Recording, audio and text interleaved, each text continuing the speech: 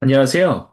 이 땅의 일, 영성, 그리고 예술에 대한 통합된 그리스도교 관점을 소개하고 나누기 위해 기독교에 대한 선교교회, 소금빛 교회에서 설립하고 후원하는 파이미니스트리 제공 2025년 제2성전 시대 파트 두 번째, 네 번째 나눔을 시작하겠습니다. 오늘 저희가 나누고자 하는 주제의 핵심은 고대 유대인들이 놓치지 않았던 하나님의 신실하신 사랑입니다. 그래서 오늘 나누고자 하는 이야기의 핵심은 고대 유대인들은 자신들을 다시 가족으로 삼으실 야훼 하나님의 신실하신 사랑을 믿었다입니다. 제1성전 시절은 일단 기본적으로 암울했던 시절이다라고 얘기할 수 있습니다.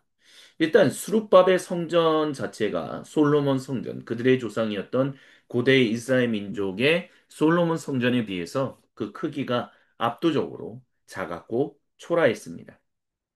하지만 그것보다 더 암울했던 사실은 그 이유는 야훼 하나님께서 그 장소에 귀환하지 않으셨기 때문입니다.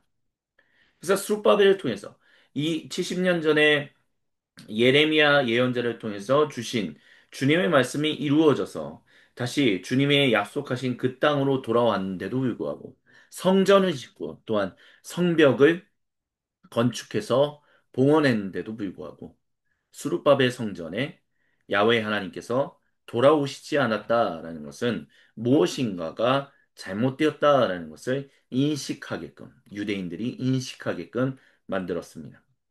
그렇기 때문에 암울한 제2성전 시절이다라고 말할 수 있습니다. 하지만 또한 동시에 그들은 소망을 가지고 있었습니다.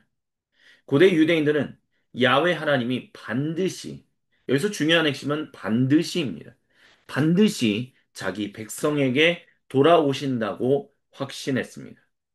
그 이유는 곧 자기 백성을 향한 야훼 하나님의 신실하신 사랑을 믿었기 때문입니다. 그래서 이 사진에서 보시는 바와 같이 그 수룹바벨 성전에 하나님의 그 영, 즉 구름으로 표현되었던 그 거룩하신 하나님의 임재가 다시 충만해질 것이다라고 유대인들은 확신했습니다. 그들이 그렇게까지 확신했던 하나님은 정말 신실하게 자기 백성을 사랑하신다라는 그들의 소망은 탈 이집트라는 그들의 조상 고대 이스라엘 민족에게 주어졌던 일어났던 역사적 상황에 바탕을 두고 있습니다. 출애굽했다라는 말, 압제로부터 구조된 어떤 전형적인 하나님의 구속의 예시이죠. 그래서 고대 이스라엘 민족이 이집트의 노예 상태로 있었을 때 그들은 어, 이집트인들이 이스라엘을 두려워해서 그들을 압제했습니다. 그래서 온갖 고된 일로 이집트인들은 이스라엘 자손을 괴롭혔죠. 하지만 결국 주님의 전적인 은혜로 말미암아 그들이 이집트의 노예로부터 해방되어 하나님의 약속하신 그 땅으로 향하는 그와 같은 출애굽, 탈 이집트의 일들이 벌어졌습니다. 그래서 이것을 이와 같은 일들을 통해서 특별히 고대 유대인들이 믿었던 이 하나님께서 자기들의 조상인 이스라엘 민족을 탈 이집트 하셔서 약속의 땅으로 이동시키셨던 것이 무엇인가? 근데 거기에 바로 야훼 하나님의 자기 백성을 향한 그러니까 고대 유대인들은 고대 이스라엘 민족의 후손이잖아요. 그러니까 야훼 하나님의 신실하신 사랑을 보여주는 핵심이 고대 이스라엘 백성과 약속받은 땅과의 관계 가운데서 일어났기 때문에 그 하나님의 신실하신 사랑이 자기들에게도 반드시 이루어질 것이다라고 고대 유대인들은 확신했다라는 것입니다.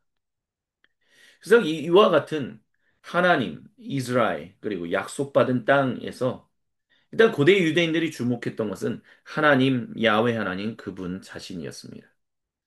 크리스토퍼 라이트 교수님은 그래서 구약 성경에 흐르는 전반적인 윤리의 핵심, 그 근원, 역사, 내용, 동기, 모든 것이 다 하나님 중심적이다라고 했습니다. 그리고 그것을 바탕으로 한 고대 이스라엘 민족, 그 다음에 그들의 후손인 고대 유대인들조차도 그들의 삶의 모습은 단순히 순종하는 것만이 아닌 하나님이 이렇게 중심적으로 자기 백성을 구원하셔서 약속의 땅으로 이끄셨다라는 것에 대한 응답과 감사의 중요성을 가지고 있었다라고 이야기합니다. 그래서 야훼 하나님, 그래서 이스라엘 백성이 하나님께 그리고 고대 유대인들이 하나님께 드려야 할 가장 중요한 그들의 역사를 이해하는 그들의 감각의 두 측면, 구속적, 즉 출애굽이며 또한 종말론적인 악을 제거하는 완전한 성취를 가져오는 하나님의 지속하는 목적이다라고 크리스토퍼 라이트 교수님은 이야기합니다. 고대 유대인들이 그와 같은 인식을 가지고 있었다는 거죠. 하나님이 어쨌든 자기들을 예레미야 예언자를 통해서 주신 말씀대로 그들을 신바빌로니아 제국의 포로 생활로부터 노예 생활로부터 탈출시키셨습니다. 해방하셨다는 거죠. 구속하셨다는 것입니다. 근데 그 구속의 완성이 반드시 이루어질 것이다. 그리고 그 일이 이미 이루어졌었기 때문에 그와 같은 일들이 일어난다. 그러면 고대 이스라엘 민족에 있어서 악을 제거하는 완전한 성취가 어디에 나타나느냐라고 했었을 때 고대 유대인들이 읽었던 여호수아기에 특별히 11장의 말씀을 보면 마침내 정복이라는 말 자체가 좀 어감이 주는 좋지 않은 면은 있지만 어쨌든 그 모든 약속의 땅으로 들어가는 그 모든 일이 멈춰졌다, 끝나고 평화가 찾아왔다라고 얘기를 합니다. 근데 그 뒤에 여호수아기 12장으로부터 보면 이스라엘 12지파가 이제 약속의 땅으로 들어가는 보다 더 구체적이고 세세한 내용이 기록되어 있거든요. 그러면 여호수아기 11장에서 하고자 하는 모든 전쟁이 끝나고 평화가 임했다라는 그 종말론적인 완전함에 대한 이야기는 도대체 무엇에 바탕을 두고 있느냐라고 한다면 결국 하나님께서 아모리 족속을 고대 이스라엘 민족을 통해서 징계하시겠다라는 그 악. 그러니까 아모리 족속이 그런 차원에서 굉장히 악을 나타내는 가장 대표적인 민족으로 등장하거든요.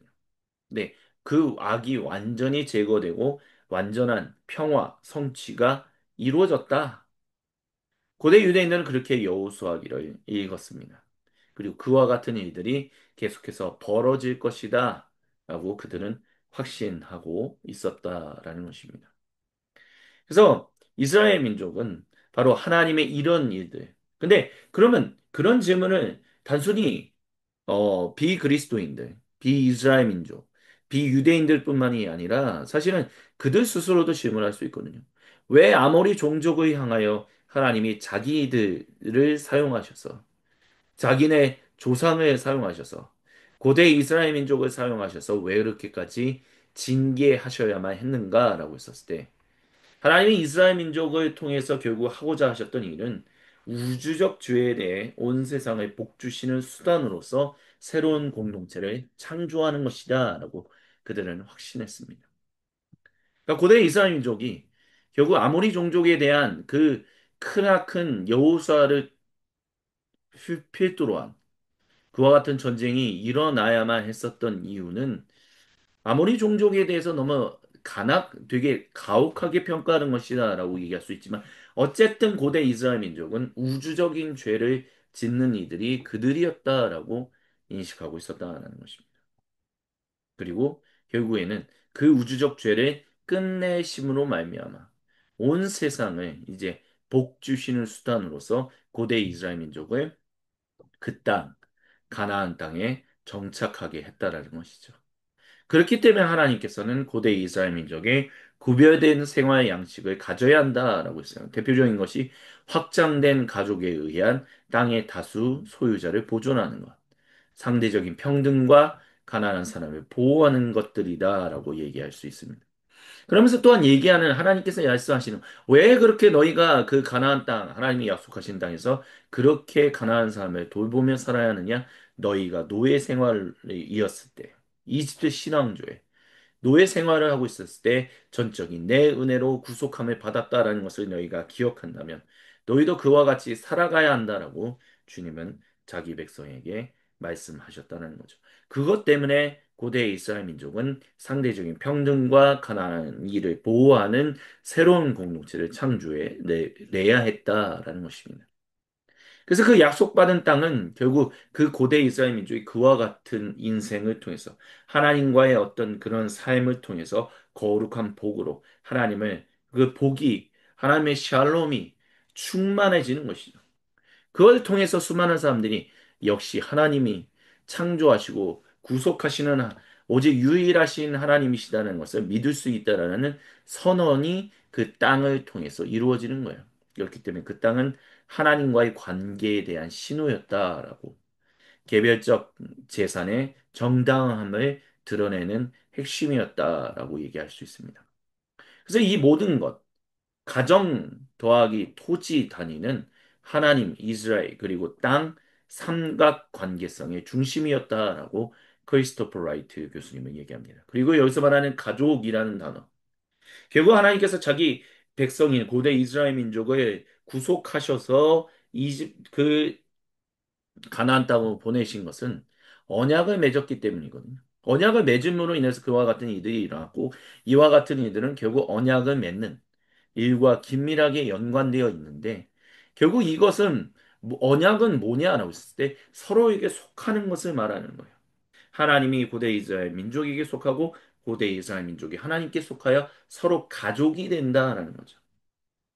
그래서 고대 유대인들은 그와 같이 고대 이스라엘 민족이 하나님과의 가족이 되었던 것처럼 우리도 하나님과 가족이 되는 그날을 기다리며 하나님이 그 일을 반드시 이루실 것이다. 왜냐하면 자기 백성을 가족으로 삼으셨고 그 가족을 절대로 버리지 않는 분이시다라는 말씀의 예언이 이 소예언서들을 통해서 대예언서를 통해서 많이 기록되어 있었기 때문입니다.